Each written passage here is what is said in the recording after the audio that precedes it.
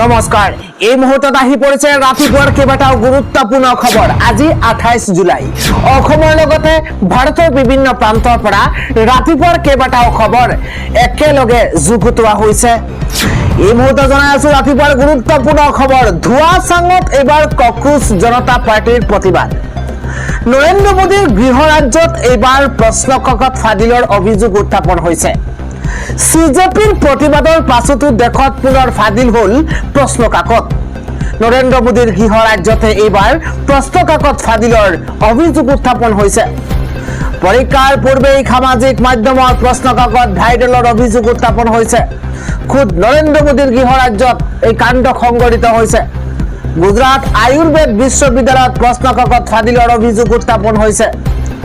ডাঙৰ খবৰ এই মুহূৰ্তত জনাইছো তৃতীয় বৰ্ষৰ অস্ত্ৰোপচাৰ বিষয়ৰ প্ৰশ্নকাকত ফাদিল হৈছে। প্ৰশ্নকাকতৰ 11টাকৈ প্ৰশ্ন সামাজিক মাধ্যমত ভাইৰেল হৈ পৰিছে। প্ৰশ্নকাকত ফাদিলৰ অভিযোগৰ পাছতেই দেশজুৰি আৰম্ভ হৈছে প্ৰতিক্ৰিয়াৰ। প্ৰশ্নকাকত ফাদিলৰ পাছতে তদন্ত আৰম্ভ কৰিছে আৰক্ষীয়ে। কক্ৰোচ জনতা পাৰ্টিৰ প্ৰতিবাদৰ অন্ত পৰাৰ দুদিনৰ পাছতেই পুনৰ পেপাৰ লিকৰ ঘটনা সংঘটিত হৈছে। সিজেপিৰ প্ৰতিবাদৰ অন্ত পৰাৰ মাত্ৰ কেইটামান ঘণ্টা হৈছে আৰু তাৰ পাছতেই পুনৰ পেপাৰ লিক। চৰকাৰৰ সকলো প্ৰতিশ্ৰুতি এতিয়া ধোৱাচাঙত। পৰৱৰ্তীতে বান বিভীষিকাৰ খবৰ ল'বলৈ কেতিয়া আহিব প্ৰধানমন্ত্ৰী নৰেন্দ্ৰ মোদী? বন্যাৰ্তৰ কাষলৈ কেতিয়া আহিব গৃহমন্ত্ৰী অমিত শ্বাহ? নিৰ্বাচনৰ সময়ত সপ্তাহত দুবাৰকৈ অসম ভ্ৰমণ কৰা প্ৰধানমন্ত্ৰী নৰেন্দ্ৰ মোদী, গৃহমন্ত্ৰী অমিত শ্বাহ এতিয়া বন্যাৰ্তৰ কাষলৈ কেতিয়া আহিব তাক লৈ এতিয়া প্ৰশ্ন উত্থাপন হৈছে। প্ৰশ্ন আছুৰ সভাপতি উৎপল শৰ্মাৰ কেৱল ফোন কৰি দায়িত্ব সামৰিলেই নহ'ব। অসমৰ দুদিনৰ সময়ত কিয় আহিবলৈ সময় নাই প্ৰধানমন্ত্ৰী নৰেন্দ্ৰ মোদীৰ? গুজৰাটত বানপানী হলে দৌৰি যায়, কিন্তু অসমত হলে ফোন কৰি দায়িত্ব সামৰে। মানৱতাৰ খাতিৰত অসমলৈ আহক প্ৰধানমন্ত্ৰী নৰেন্দ্ৰ মোদী। বান বিভীষিকাৰ খবৰ ল'বলৈ কেতিয়া আহিব প্ৰধানমন্ত্ৰী নৰেন্দ্ৰ মোদী? প্ৰশ্ন উত্থাপন হৈছে। বান বিভীষিকাৰ খবৰ ল'বলৈ কেতিয়া আহিব নৰেন্দ্ৰ মোদী অমিত শ্বাহ? বন্যাৰ্তৰ কাষলৈ কেতিয়া আহিব গৃহমন্ত্ৰী? নিৰ্বাচনৰ সময়ত সপ্তাহত দুদিন অসম ভ্ৰমণ কৰা প্ৰধানমন্ত্ৰী নৰেন্দ্ৰ মোদী এতিয়া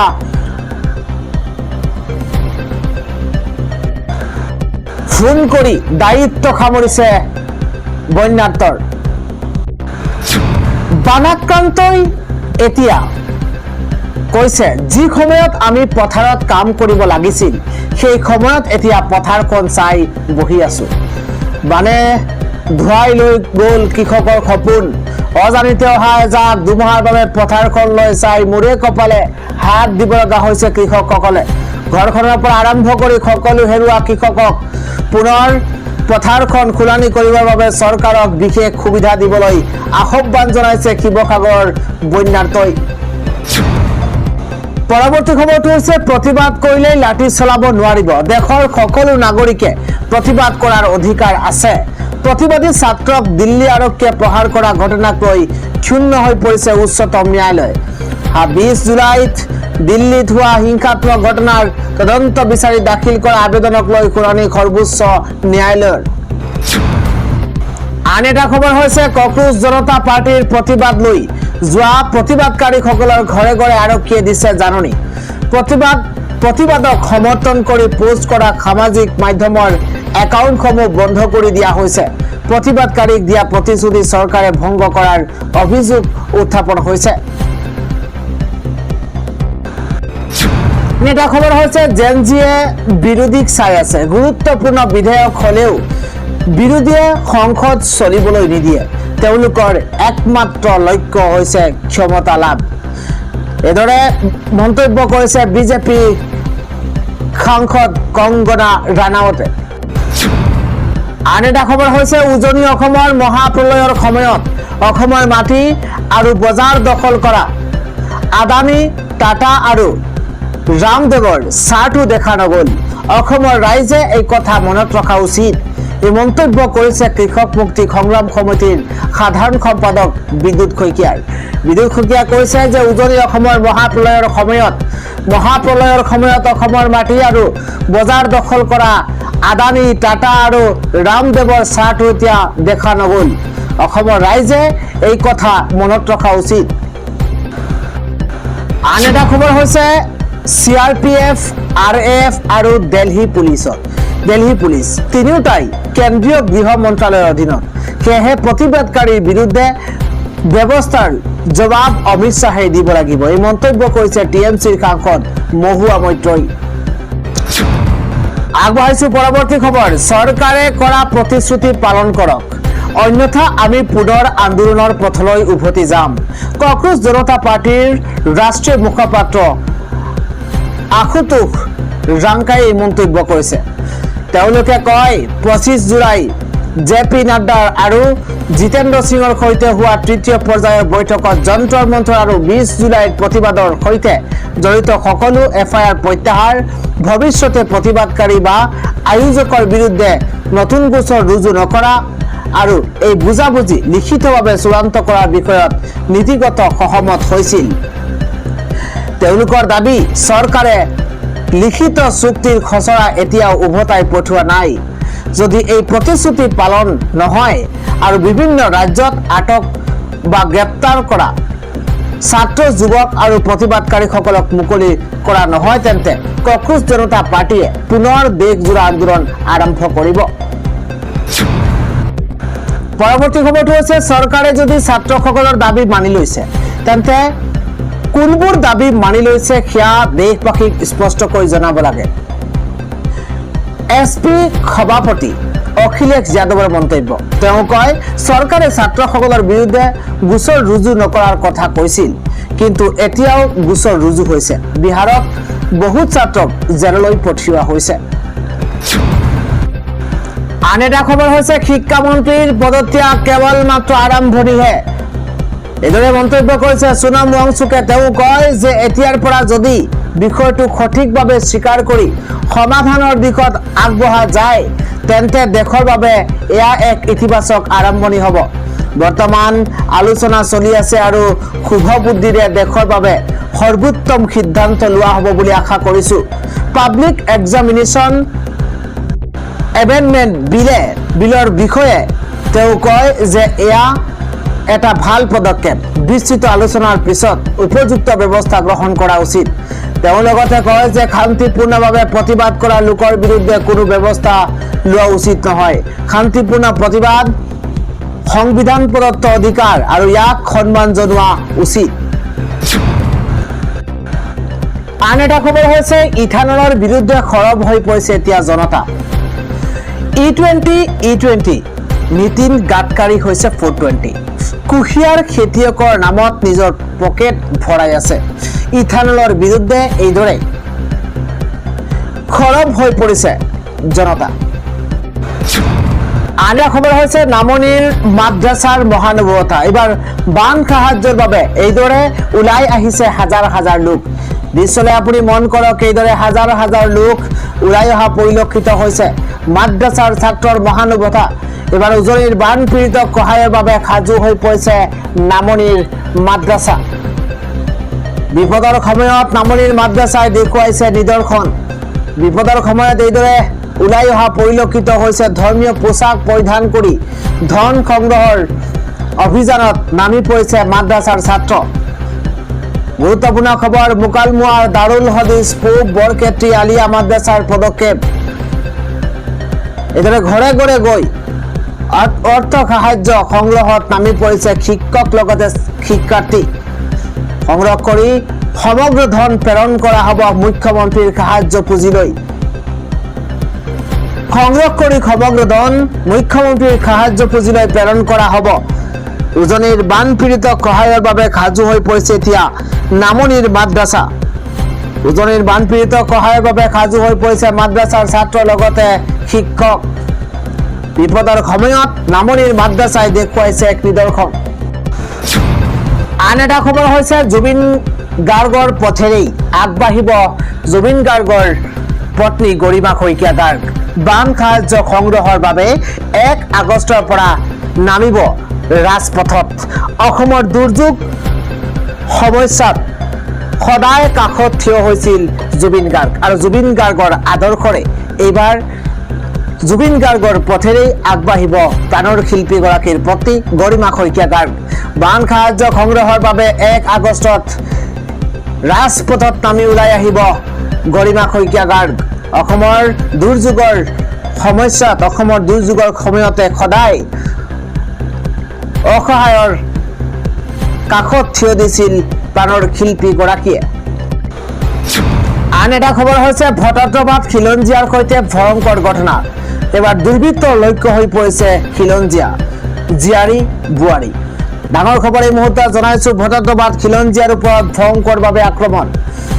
ঘৰৰ ভিতৰতে খিলঞ্জীয়া বোৱাৰীক উলংঘ কৰিলে দুৰ্বৃত্তই। গুৰুজনাৰ জন্মস্থানৰ সমীপত বুকু কঁপি যোৱা ভয়ংকৰ ঘটনা। খিলঞ্জীয়াৰ ঘৰত প্ৰৱেশ কৰি ভয়াৱহ ডকাইতিৰ দুৰ্বৃত্তৰ ঘৰত থকা লোকক স্প্ৰে মাৰি লুটি নিছে নগদ ধন লগতে সোণৰ আ অলংকাৰ। সংকটজনক অৱস্থাত বৰা উপাধিৰ এঘৰৰ 3 সদস্যক চিকিৎসালয়ত ভৰ্তি কৰোৱা হৈছে। মহিলাক উলংঘ কৰি অপকৰ্ম কৰাৰো আশংকা।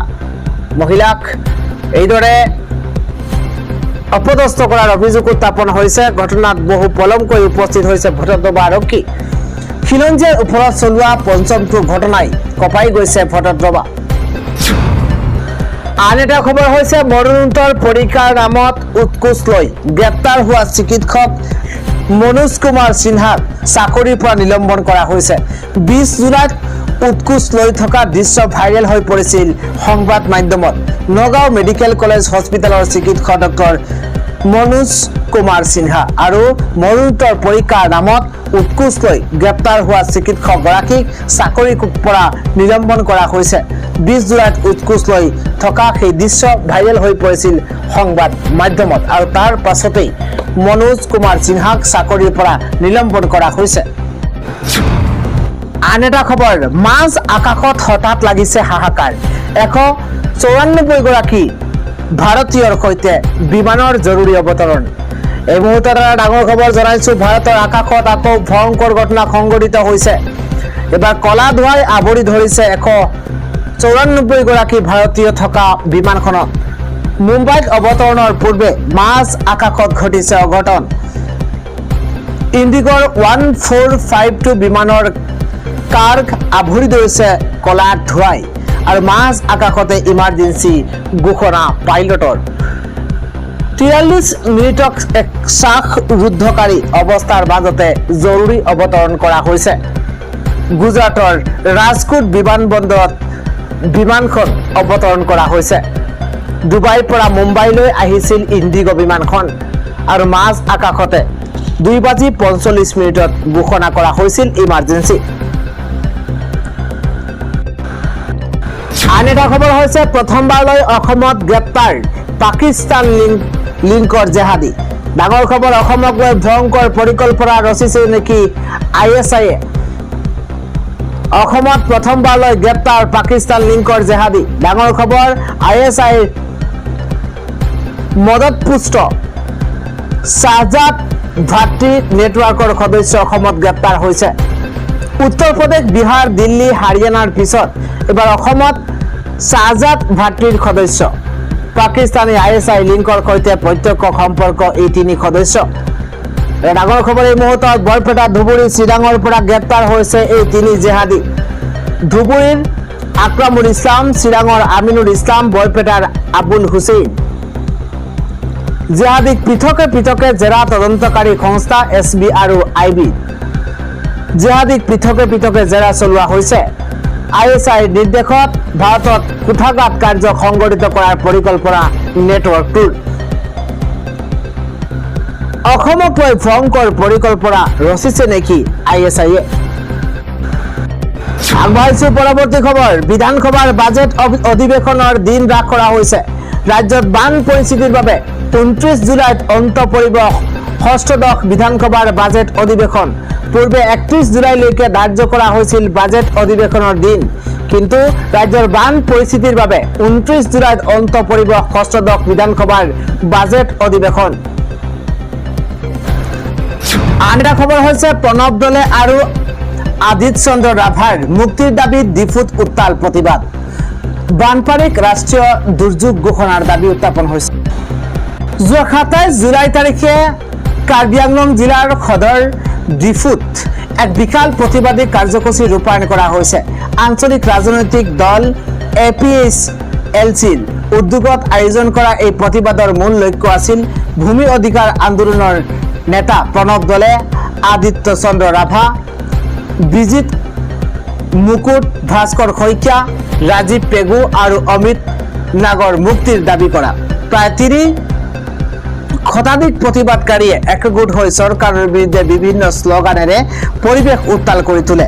তেওঁলোকে জনজাতীয় লোকৰ মাটি পুঁজিপতিক দিয়া বন্ধ কৰিবলৈ আৰু কাৰ্বি আংলঙক স্বশাসিত ৰাজ্যৰ মৰ্যাদা দিবলৈ দাবী জনায়। এই ধৰ্ণা কাৰ্যসূচীৰ অন্তত প্ৰতিবাদকাৰীসকলে কাৰ্বি আংলং জিলাৰ প্ৰশাসনৰ জৰিয়তে ভাৰতৰ ৰাষ্ট্ৰপতিলৈ এখন স্মাৰক পত্ৰ প্ৰেৰণ কৰে।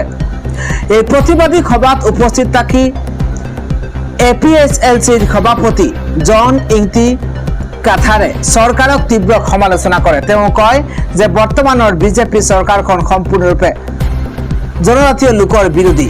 চৰকাৰে সাধাৰণ জনজাতীয় মানুহৰ মাটি বাৰী পুঁজিপতি গোষ্ঠী যেনে আদানী, আম্বানী আৰু ৰামদেৱক গতাই দিব বিচাৰিছে বুলি তেওঁ অভিযোগ কৰে। ইয়াৰ বিৰুদ্ধে মাত মতাৰ বাবেই প্ৰণৱ দলে আৰু আদিত্য চন্দ্ৰ ৰাভাক চৰকাৰে গ্ৰেপ্তাৰ কৰিছে বুলি তেওঁ ক্ষোভ প্ৰকাশ কৰিছে। কাথাৰে ষষ্ঠ অনুসূচীৰ অন্তৰ্গত অঞ্চলসমূহ সম্পূৰ্ণ সুৰক্ষিত কৰিবলৈ ভাৰত চৰকাৰৰ ওচৰত দাবী জনায়।